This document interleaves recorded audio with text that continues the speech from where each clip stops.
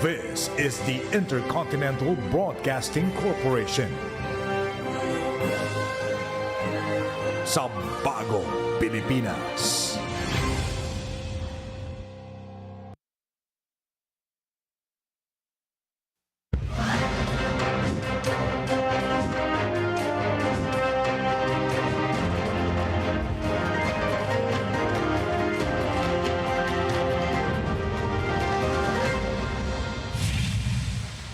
Good evening. This is 13 News.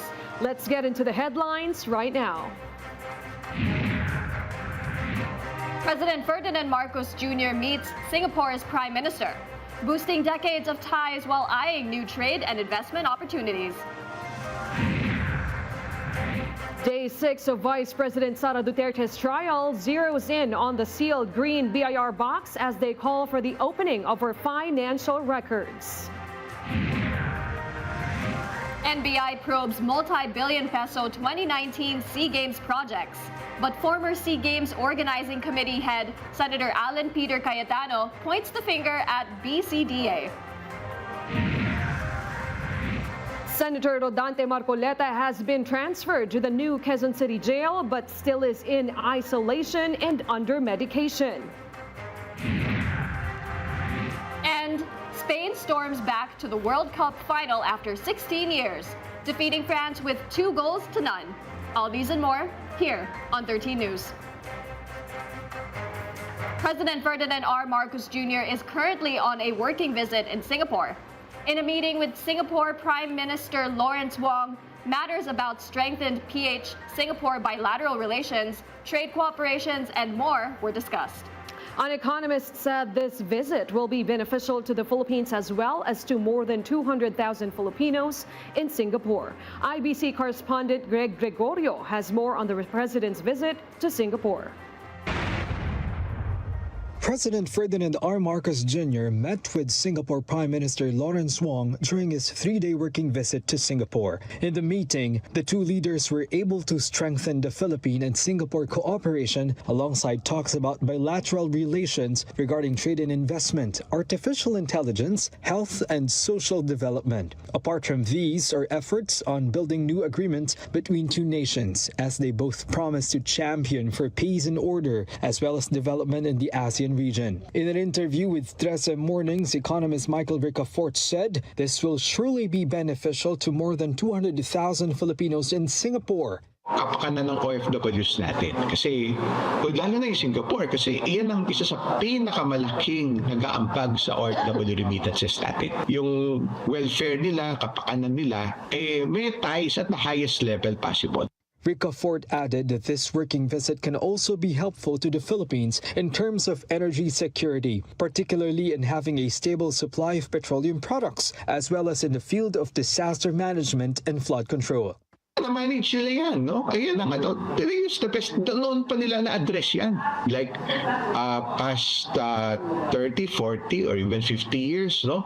Ayan ang mga, talagang dapat sila seryoso na yung matutunan natin, paano nila nagawa yun, no? Yung parang yung Asian miracle, sila yung one of the best examples.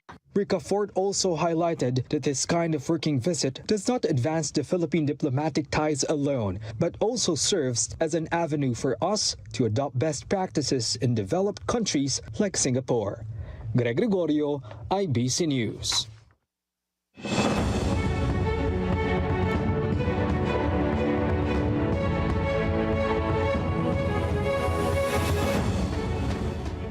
During the 6th day of the impeachment trial against Vice President Sara Duterte, the prosecution and defense teams argued over whether or not the financial records of VP Duterte will be opened by the impeachment court. But the court decided to defer making a decision on this matter until Monday next week.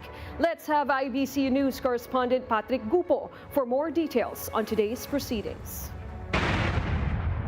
The sixth day of the impeachment trial of Vice President Sara Duterte centered on a debate over the so-called green BIR box, which contains the tax records of the Vice President and her husband, Attorney Man Scarpio. The House Prosecution Panel and the defense presented oral arguments on whether the Senate Impeachment Court should issue subpoenas for Duterte's bank records, tax records, and Anti-Money Laundering Council reports as part of the proceedings. Leading the prosecution, Akbayan Party List Representative Joel Jokno argued that the documents are necessary to establish the allegations under Article 2 of the Articles of Impeachment, including unexplained wealth, undeclared assets, and alleged participation in business while in public office. It must have a clear picture of the respondent as a public servant. Kailangan makita ng publiko at ng mga senator judge ang tunay na kulay ng vice-presidente at larawan ng kanyang buong pagkatao bilang isang lingkod bayan. Jokno maintained that the impeachment court has broad constitutional powers to determine what evidence is relevant and argued that Duterte's financial records from her years as Davao City Vice Mayor and Mayor could help determine her fitness to remain in office. If she amassed staggering amounts of unexplained wealth while she was a vice mayor and mayor, doesn't that say a lot about her unfitness to serve as a vice president? The defense opposed the request, with spokesperson attorney Michael Powa argued that while the impeachment court has the authority to issue subpoenas, it must still observe due process. He also said the records from Duterte's time as Davao City Mayor and Vice Mayor are outside the scope of impeachment because she was not yet holding an impeachable office, and that the records of her husband cannot be compelled since he is not an impeachable official. The senator judges held a caucus before presiding officer Francis Escudero announced that the court would defer its ruling on the subpoena motions until Monday, July 20. And given that they want more time to look into the complicated issues involved in these two motions for the issuance of subpoena. Patrick Gupo, IBC News. National Bureau of Investigation Director Attorney Melvin Matibag is set to take the witness stand next Tuesday.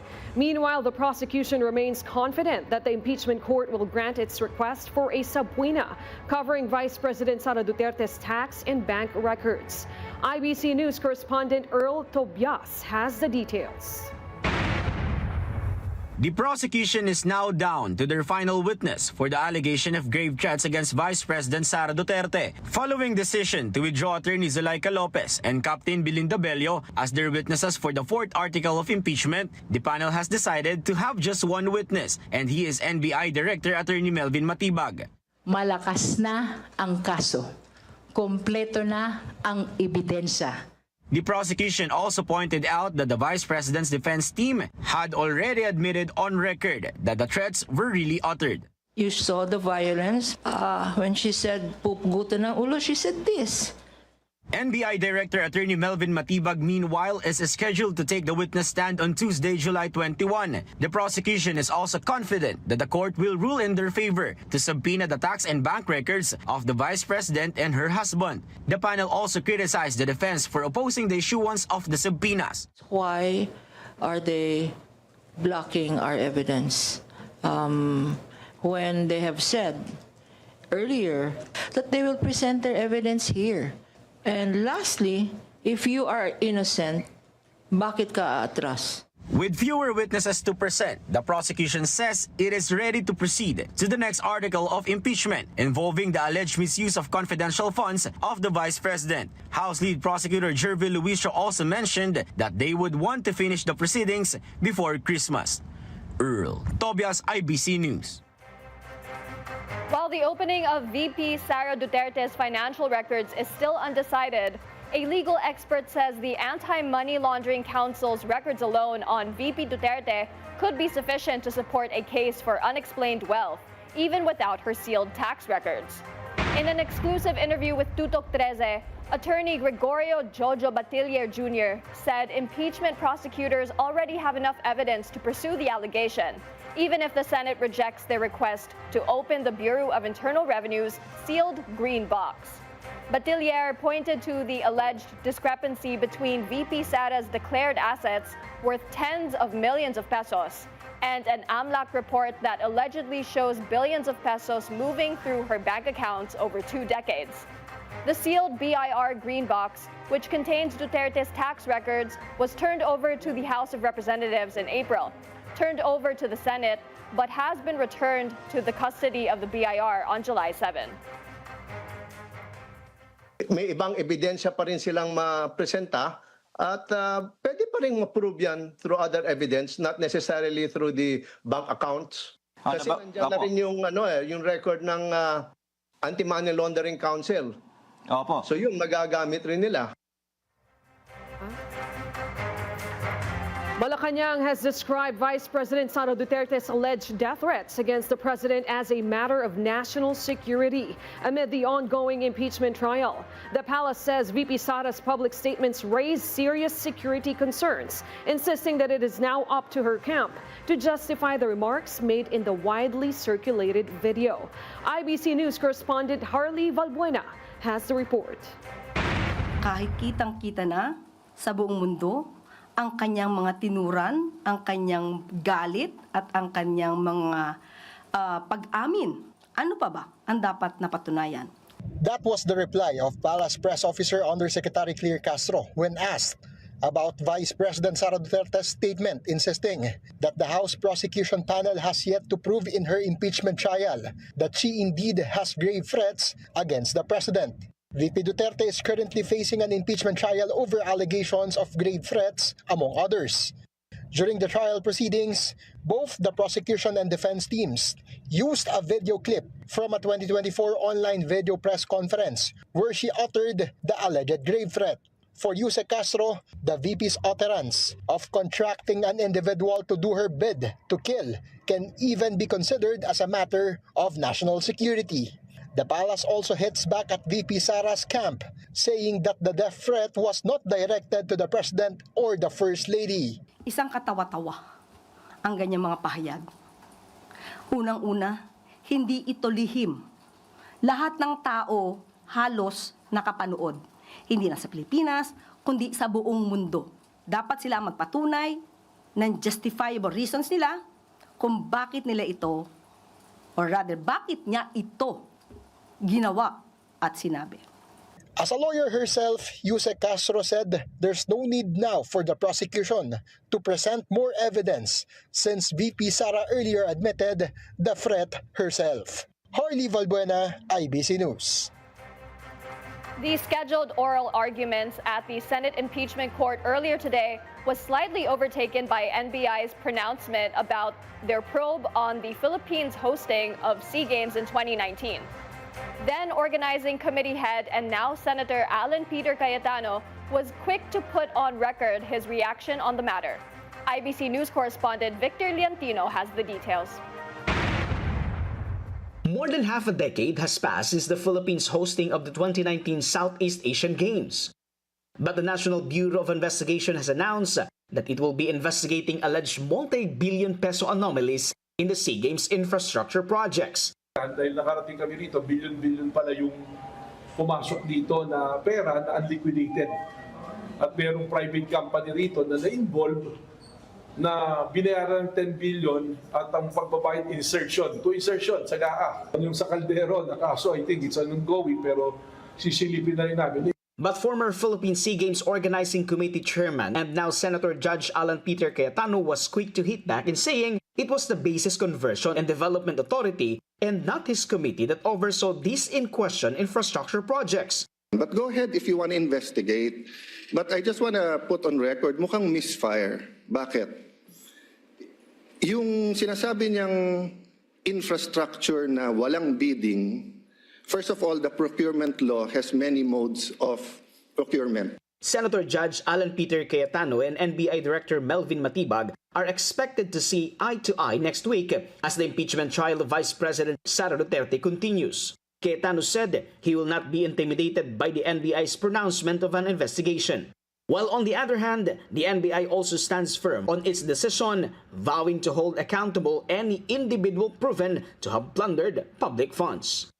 Victor Leontino, IBC News. Meanwhile, Senator Rodante Marcoleta has now been transferred to the new Quezon City Jail. However, the senator remains in isolation and under medication. The report comes from IBC News correspondent Ace Medrano. The Sandigan Bayan 3rd Division has ordered that the custody of Senator Rodante Marcoleta be transferred from the PNP-CIDG to the BJMP. The anti-graft court's decision stemmed from the Philippine General Hospital's medical examination, saying Marcoleta's blood pressure is already normal and the senator no longer showing symptoms of pneumonia. Ang mga findings na nakita noong July 6 sa PNP General Hospital, nag-improve ka. From yung x-ray, nag-claric na year after yung pneumonia, yung kanyang hypertension, controlled ka. At that's why based on those information, we concluded that with split key, it doesn't lead further confinement in a hospital. Despite transfer to the new Quezon City Jail in Payatas, Marcoleta was placed in isolation with continued medication, as prescribed by the doctors. This is to prevent the possibility of spreading pneumonia to other inmates. Isolation na siguro at least 1 more week. Meanwhile, the very urgent motion filed by Senator Rodante Marcoleta to dismiss his non-bailable plunder case remains pending. While Marcoleta's co-accused, former Congressman Mike Defensor and businessman Joseph Espiritu and Aristotel Viray had entered a not guilty plea. Ace Medrano, IBC News. Coming up next, new drainage system brings flood-free relief to QC residents. Stay tuned. This is 13 News.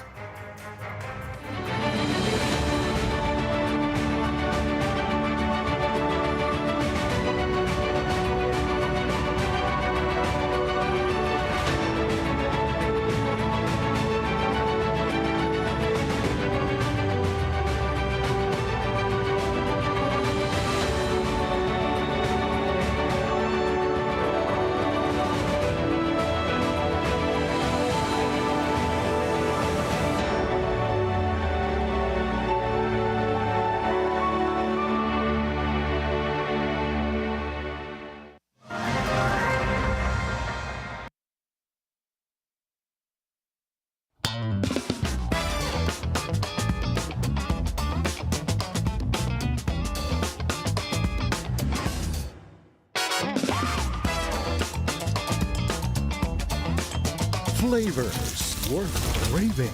Stories made to inspire. Restaurant every Friday at 4 p.m. on IBC 13.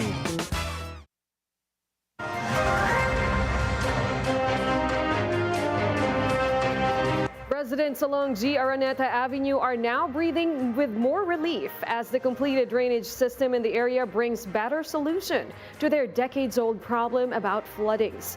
IBC correspondent Alyssa Insigne has the report. For years, Gregorio Araneta Avenue has been known as one of the most flood-prone areas in Metro Manila. Dati po, pagka medyo umuulan ng malakas, talaga pong bumabaha dyan.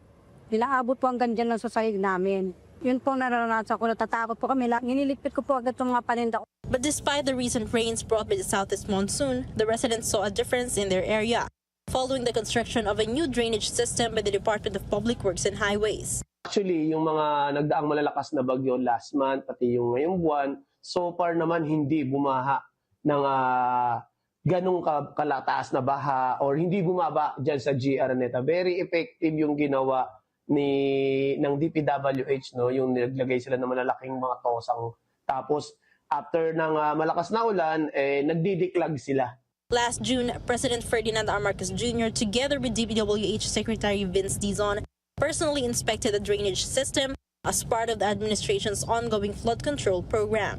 For the residents of Barangay Tatalon, the improved drainage system has brought greater safety and peace of mind during the rainy season. Pasalamat din kami kay President BBM at syempre ako sa DPWH ng flood control, kahit papaano, konting ulan lang, hindi na siya ganun kataas. Ngayon po, medyo nag-approve naman po kasi nung makarang makatangulan, hindi po bumaha rito. The Marcos administration says it remains committed to implementing infrastructure projects that help protect communities and improve the lives of Filipinos. Alyssa Insigne, IBC News. The Department of Transportation, or DOTR, has received an unmodified opinion from the Commission on Audit, or COA, for its fiscal year 2025 consolidated financial statements. This historic milestone marks the first time in nearly 30 years that the agency has earned the highest and cleanest COA rating possible. Under the leadership of Transportation Secretary Giovanni Lopez, the recognition reflects the agency's commitment to ensuring that government funds are properly managed and spent on transport infrastructure projects. Meanwhile, the Philippines has secured a $6.8 million grant from the Green Climate Fund to help finance climate action and strengthen the country's resilience against climate change. The Department of Finance said the grant will support climate investments, accelerate the country's transition to clean energy, and promote sustainable and inclusive economic growth. The Philippines is the first country in Asia to access the fund's second replenishment cycle for 2024 to 2027. Through the third Readiness and Preparatory Support Program, a 60-month initiative to boost the country's capacity to develop climate projects. In other news, the Armed Forces of the Philippines has challenged China's Ministry of Foreign Affairs to clarify a study published by Chinese scholars. The study allegedly claimed that Batanes is part of Taiwan's territory. The AFP warned that China's continued silence could be interpreted as tolerance or support for misinformation. IBC News correspondent Bea Peniza has more. The Armed Forces of the Philippines, or AFP, is challenging China's Ministry of Foreign Affairs to provide an explanation and clarification regarding a study conducted by alleged Chinese state scholars. The call came after the study claimed that Batanes is part of Taiwan's territory. According to AFP spokesperson for the West Philippine Sea, retired Rear Admiral Roy Vincent Trinidad, if China continues to remain silent on the issue, it could be seen as support for misinformation that may eventually become a semi-state stand for territorial disputes. Very important that statements like this should be answered not only by the embassy here but by the Ministry of Foreign Affairs kung talagang wala silang kinalaman dyan. This is one attempt at desensitizing the international community. Without any pushback, it will soon become the stand of the Chinese Communist Party. Meanwhile, the military said it has not monitored any changes in the presence or posture of the Chinese Communist Party, the PLA Navy, or the Chinese Coast Guard in the vicinity of the Batanes. However, the AFP assured the public that it will continue to maintain its presence and monitoring operations in the area. The illegal presence is still there. The continuing pushback of the AFP, the Coast Guard, BFAR, has been relentless against the illegal presence. Has issued a statement regarding the issue. Earlier, the Department of National Defense and the Department of Foreign Affairs rejected the scholars' claims, saying they have no historical basis and are not supported by existing international laws. Bea Peniza of IBC News.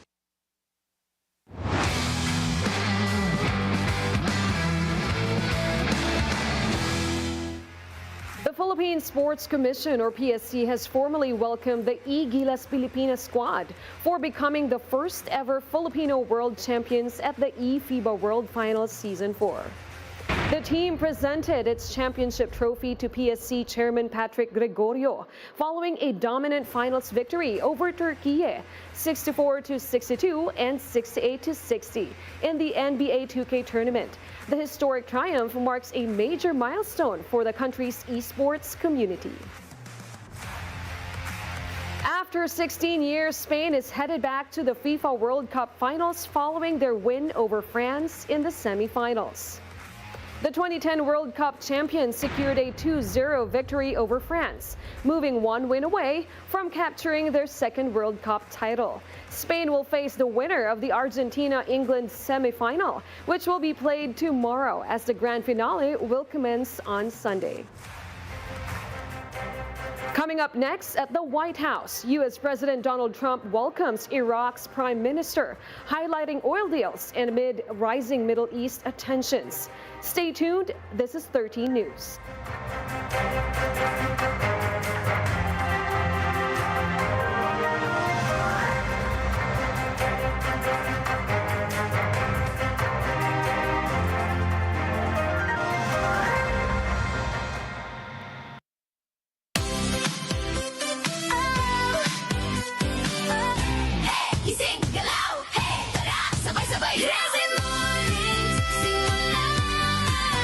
Good vibes lang, buong bayan sabay-sabay pa.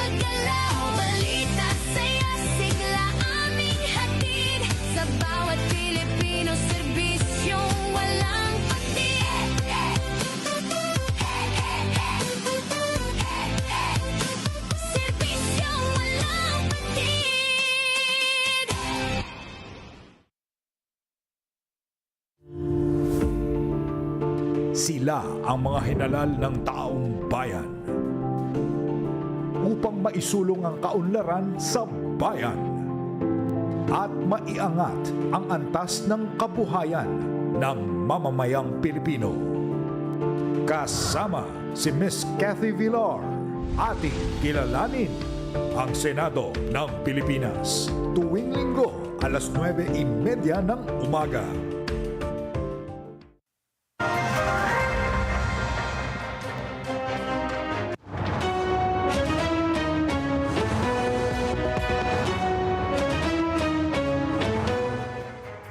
U.S. President Donald Trump welcomed Iraqi Prime Minister Ali al-Zaidi to the White House, despite continuing tensions between the United States and Iran. Trump praised his relationship with the Iraqi leader, citing their tremendous chemistry, while highlighting expanded oil partnerships, reduced U.S. military presence in parts of the Gulf, and Iraq's pledge of multi-billion-dollar investments in the United States. The meeting comes as the U.S. reimposed a blockade on Iran following attacks on ships in the Strait of Hormuz, further escalating tensions in the Middle East.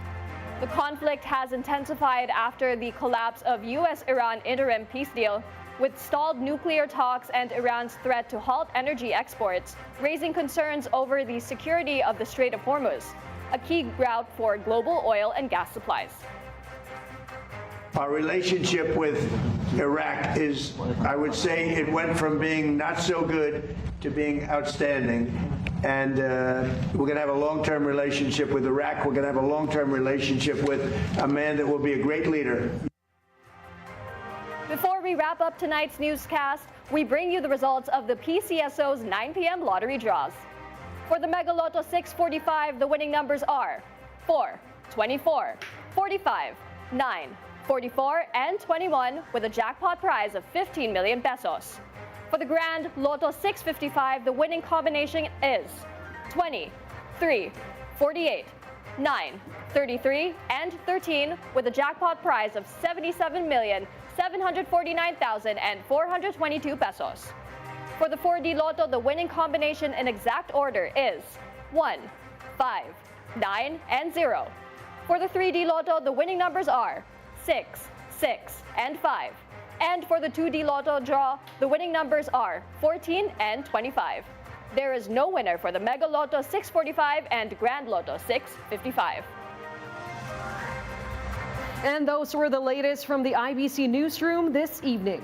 We'll continue to monitor the stories that matter and give you updates as they develop. I'm Angela C. And I'm Ezra Abad. This is 13 News. Thanks for watching. Good night.